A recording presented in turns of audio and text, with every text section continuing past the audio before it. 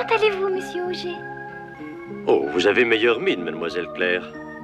Heidi, notre précepteur. Bonjour, monsieur. Bonjour, petite. Mademoiselle Claire, cessez d'employer ce nom ridicule. Vous savez qu'elle s'appelle Adélaïde. Voyons, Adélaïde, que fais-tu là? Ce n'est pas à toi de pousser le fauteuil de Mademoiselle Claire. Il faut tout apprendre. C'est le travail des domestiques. Mais Sébastien n'est pas là, mademoiselle. Ça suffit, tais-toi. Ça me dépasse. Ce qu'elle peut être mal apprise. Elle n'a aucune espèce d'éducation. Pensez donc. Elle confond tout, maître et domestique. Imaginez-vous, cher monsieur Auger, qu'elle ne sait même pas lire. Une enfant de son âge. Heidi ne sait peut-être pas lire, mais elle en connaît bien plus long que nous sur la vie en montagne. Adélaïde.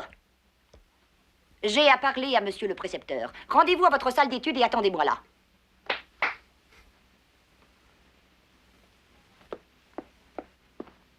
Mon ami, s'il vous plaît, veuillez reconduire ces deux demoiselles. Bien, mademoiselle.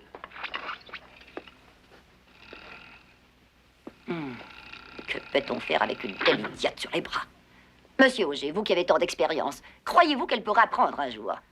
Mademoiselle Rougemont, tout n'est qu'une question de temps. Il convient d'abord de lui enseigner l'alphabet, c'est tout. Oh, monsieur, vous n'y pensez pas? Retardez ainsi les études de mademoiselle Claire avec l'alphabet. Pas question, Adélaïde se débrouillera pour suivre. Mais enfin, vous savez bien que c'est impossible. Voyons, rien n'est impossible, ce n'est pas à moi de vous le dire. Bon, faites de votre mieux, je vous en prie, monsieur Auger, je me fie à vous.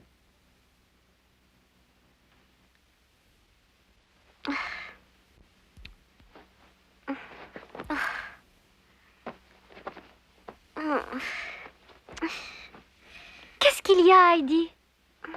Je peux pas m'asseoir là-dessus. C'est trop dur pour toi? Non, c'est bien trop mou. Quel genre de chaise avais-tu donc chez ton grand-père? Mon grand-père m'avait fait une belle chaise rien que pour moi, comme j'étais bien assise juste à ma hauteur.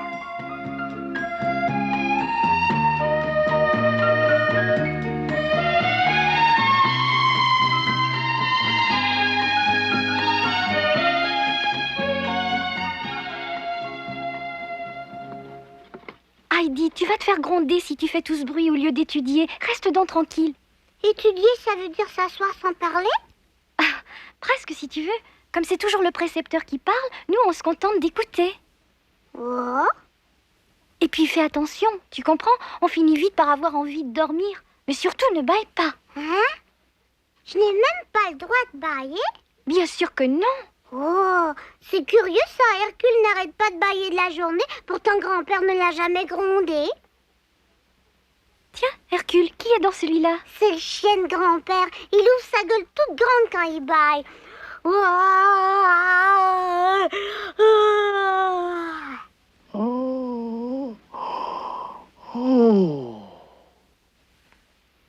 Heidi, si tu t'avisais de bâiller de cette façon ici, on te ferait prendre des remèdes. Prendre des remèdes? Oui, des remèdes, d'affreux remèdes tellement amers que on a peine à les avaler. Quelle horreur! J'aime 1000 fois mieux me retenir de bâiller plutôt que d'avoir à avaler de pareils médicaments, crois-moi. Oh! Veuillez commencer votre leçon, mais rappelez-vous de ce que je vous ai dit. Bien. Adélaïde, vous allez désormais étudier avec mademoiselle Claire. Dans les débuts, les leçons vous paraîtront difficiles à suivre, mais par la suite, tout ira bien, à condition de faire attention. Commençons tout de suite. Et reprenons notre livre où nous avions interrompu notre lecture. Page 28, si j'ai bonne mémoire. Nous étions en train d'étudier la syntaxe. Vous me suivez, n'est-ce pas? Voyons de quoi se compose une phrase. On y retrouve sujet, nom, attribut, verbe, adjectif et bien d'autres éléments. Je vais vous donner un exemple, attendez. Voilà, attention, j'articule. Je suis une petite fille. Je suis une petite fille, c'est noté. Cette phrase est très simple. Vous avez compris? Je vais vous expliquer très rapidement. Vous allez voir que c'est très facile. Je, le premier mot, est notre sujet. Suis est notre verbe. Petite, l'adjectif, et fille, le nom. L'adjectif qualificatif s'accorde en genre et en nombre avec le nom auquel il se rapporte. Un exemple, je suis une petite fille, tu es un petit garçon. Quand un adjectif qualificatif se rapporte à plusieurs noms, il se met alors au pluriel et prend le genre des mots qualifiés. Un autre exemple, Claire et Adélaïde sont des petites filles, Jacques et Paul sont des petits garçons. Vous voyez que ce n'est pas difficile. Bon, je continue. Si les mots qualifiés sont de genres différents, rappelez-vous bien que l'adjectif se met au masculin pluriel. Le chat et la souris sont contents. Je répète, le chat.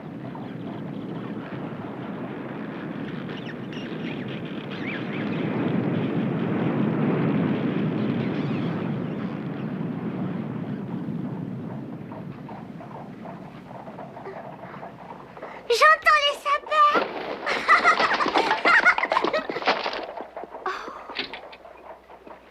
Mais qu'est-ce qui te prend, Adélaïde? J'entends le chant des sapins.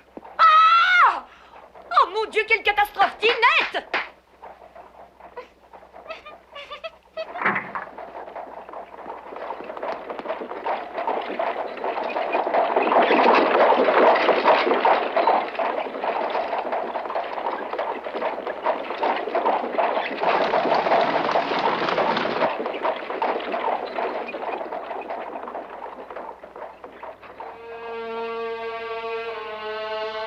Mais il n'y a pas de vent. Et je ne vois pas de sapin ici. C'est bizarre, j'ai pourtant entendu quelque chose tout à l'heure. Adélaïde! Eh bien alors, veux-tu m'expliquer où tu courais si vite? Veux-tu bien me répondre? Je croyais avoir entendu les sapins chanter. Mais quand j'ai ouvert la porte, je ne comprends vraiment pas. J'ai eu beau regarder, il n'y avait rien. Hein? Des sapins? Où te penses-tu donc? Dans les bois, nous sommes à Francfort, mon enfant. Allez, allez, monsieur Auger attend pour reprendre la leçon. Regarde ce que tu as fait. Écoute-moi bien, Adélaïde, si tu ne veux pas rester sagement assise, il faudra que je t'attache à ta chaise, c'est compris? Je le ferai plus. Bon, la leçon est terminée pour aujourd'hui. C'est l'heure de la sieste de Mademoiselle Claire. Oh là là là là, quel dégât! Comme si je n'avais pas assez de travail à faire comme ça, je vous jure. Attendez, je vais vous aider, c'est ma faute. Ah, pas question. Ce serait encore moi qui me ferais attraper, c'est sûr. Mademoiselle Claire désirerait vous voir. Si vous voulez venir avec moi.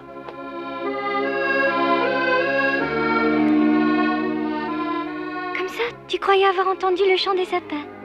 Est-ce qu'ils font le même bruit que celui des voitures roulant sur la chaussée? Non, pas du tout. Je m'en suis bien rendu compte une fois dehors. Il y avait des sapins tout près de chez toi? Oh, raconte-moi, je t'en prie. Oui, et le vent les faisait chanter quand ils soufflaient très fort.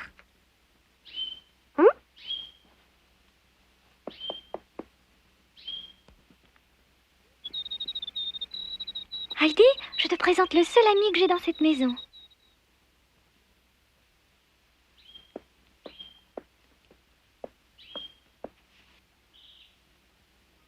Pourquoi tu l'enfermes dans une cage? Moi, je laissais Pilou libre de voler partout où il voulait. C'était ton oiseau, Pilou? Oui, il était tout petit quand je l'ai trouvé. C'est moi qui l'ai élevé, tu sais, mon grand-père m'a dit quoi faire. Vraiment? Moi aussi, je nourris le mien moi-même, tu sais. C'est un grand voyageur, alors qu'il est, mon Pilou doit voler avec ses amis. Tu as laissé beaucoup d'amis derrière toi? Oh oui, Pilou, Blanchette, Biquette, Lily, Hercule sont tous mes amis. Heidi, veux-tu ouvrir ce tiroir, s'il te plaît? Oh, ce qu'elles sont belles. C'est vrai? Elles te plaisent? Je n'ai ni chèvre ni chien, mais par contre, j'ai de nombreuses poupées. Prends-en une. Tu vois? Ses yeux peuvent s'ouvrir puis se fermer tout seuls. Elles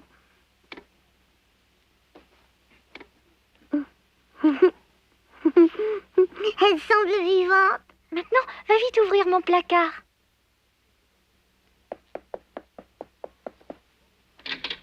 Oh, les belles robes. Ce sont les miennes. Toutes ces robes-là? Oui, toutes. Et toi, est-ce que tu en as de semblables?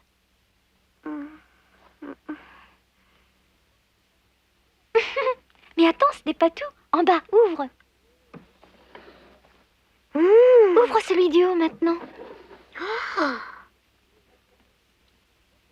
Dis-moi, ils sont tous à toi? Bien sûr. Je vais te montrer le mien. Le tien?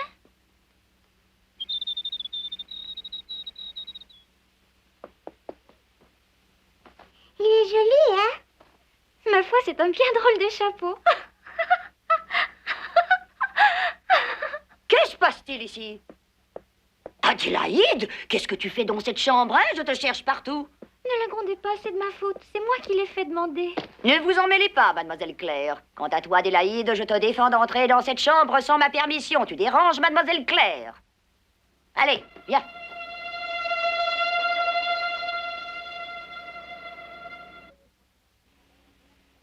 Je t'ai pourtant dit qu'à l'heure de la sieste, je veux que tu emploies ton temps à bon escient. Mais qu'est-ce que c'est que cette affreuse chose que tu t'es mise sur la tête? Non! Mon Dieu, quelle saleté! Et tu t'es permise de montrer pareille horreur à mademoiselle Claire, mais à quoi pensais-tu? C'est mon chapeau! Ah, c'est à moi! Rendez-moi mon chapeau.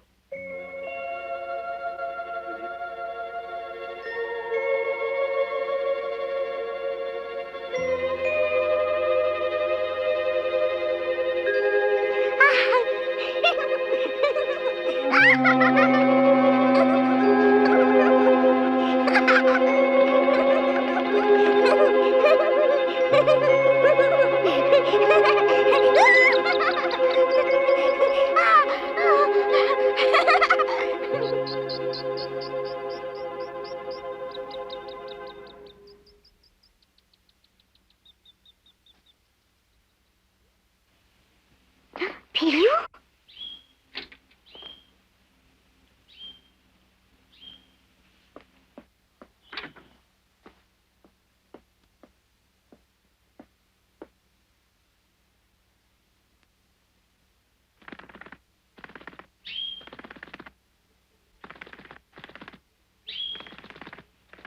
Veux-tu que je te laisse sortir? Tu aimerais bien retourner à la montagne? Moi aussi, tu sais, je le voudrais. Allez, vas-y. Maintenant que je suis devenue l'amie de Claire, t'as rien à craindre. Tu peux partir où tu veux. Va.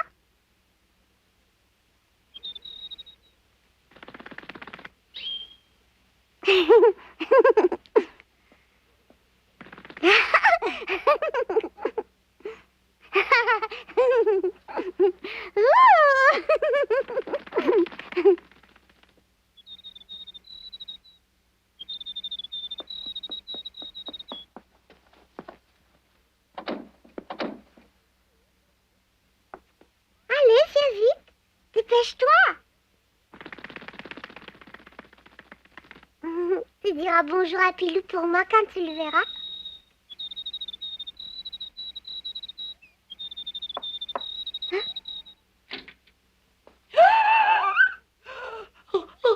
Oh, bonté divine! C'est dangereux, voyons, descends. Oh, qu'est-ce que tu fais? Je suis là! Oh, et veux-tu descendre?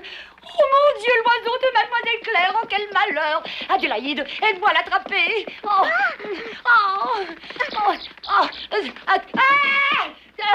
Qu'est-ce qu'il y a?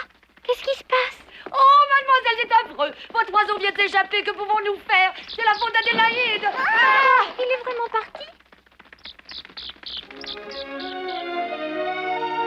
Et que fais-tu?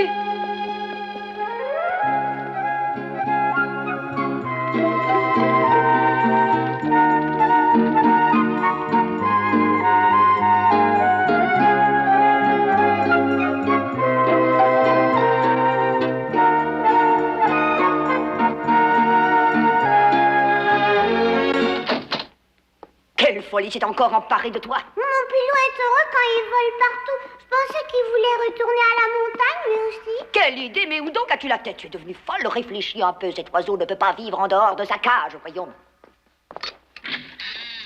Reste là, c'est tout ce que tu mérites.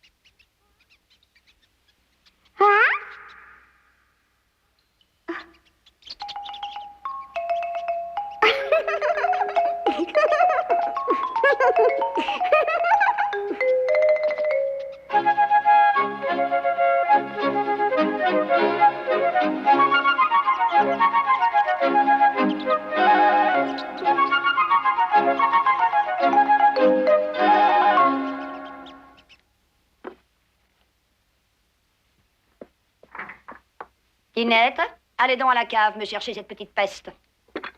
Très bien, mademoiselle Rougemont. Adélaïde, où êtes-vous? Venez, Adélaïde. Mademoiselle Rougemont vous demande. Vous pourriez répondre. Vous êtes insupportable. Venez vite. Allez.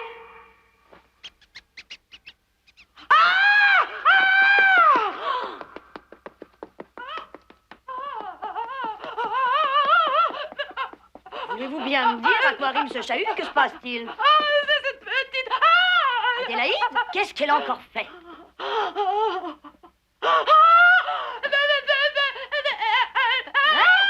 Mais qu'est-ce qui vous arrive? Adélaïde, que caches-tu donc dans ta jupe? Regardez, elles sont mignonnes, hein? Oh, des souris! Des souris! Oh, Des souris? oh,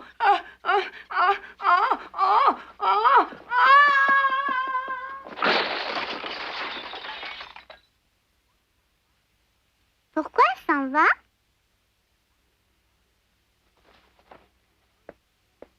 Elles sont drôles, tu sais, regarde.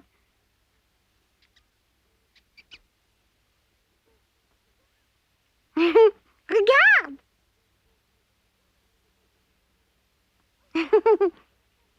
Oh oui, je la vois, elle est gentille. Touche, c'est tout doux. Ah, je le sais. Mais tu ne crois pas que tu devrais la ramener où tu l'as trouvée? À mon avis, sa mère doit s'inquiéter et se demander où elle a pu passer. C'est vrai, t'as raison. J'y vais. C'est dommage, elles sont mignonnes. Oh,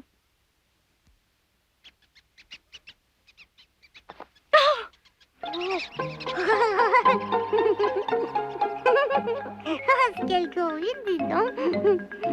T'as vu? Oh, je n'en reviens pas. c'est Sébastien, vous êtes bien sûr qu'il n'y en a plus? Absolument certain, mademoiselle. Vous n'en trouverez trace nulle part. J'ai fouillé la maison de fond en comble, comme vous me l'aviez demandé. Que j'en vois une seule et vous vous en repentirez. Soyez sans crainte, mademoiselle. Vous pouvez me faire confiance.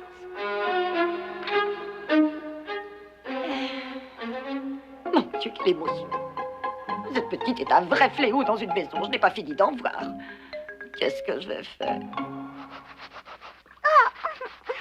Restez donc un moment tranquille. Cessez de bouger, voulez-vous?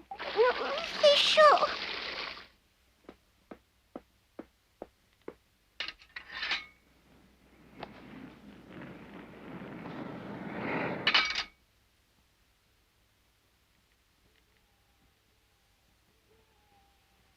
Bleh.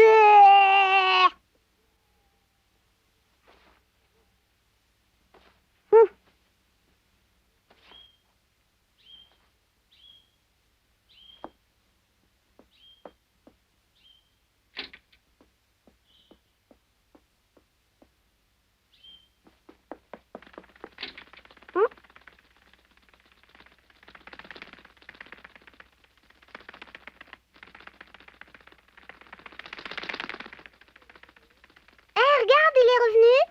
Oui, je savais qu'il ne m'abandonnerait pas. On s'aime trop tous les deux. J'étais sûre qu'il reviendrait.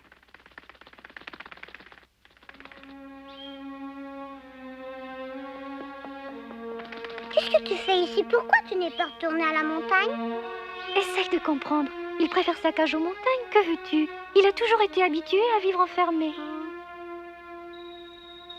Heidi. Écoute, tout le monde n'est pas comme toi. Cet oiseau ne connaît pas la montagne. Moi non plus. Tu sais, je ne sors que très rarement d'ici. Il faut bien que je m'occupe autrement. Pour tout te dire, dans cette maison, tu trouveras des tas de distractions. Des choses que tu ne verras jamais à la montagne. Des poupées, des livres. Peut-être, Claire, mais tu ne me feras jamais croire qu'un pauvre oisillon préfère vivre en cage plutôt qu'en forêt. Quand tu viendras me rendre visite, tu verras comme Pilou et ses amis sont heureux de voler dans le ciel. Oh, comme je t'envie, si tu savais.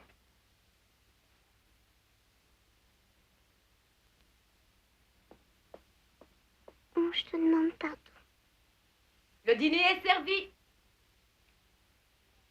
Viens vite, sinon on va encore se faire gronder. D'accord. Écoute Claire, j'ai une idée. Pourquoi ne viendrais-tu pas chez grand-père dans les Alpes voir mes montagnes? Je te présenterai tous mes amis. Oh, il faut que tu vois comme c'est beau chez moi. On monterait avec Pierre jusqu'au pâturage, c'est si joli. Heidi venait de comprendre quel triste sort était celui de Claire. Aussi se promit-elle de lui faire connaître un jour la féerie colorée des Alpes sous le soleil.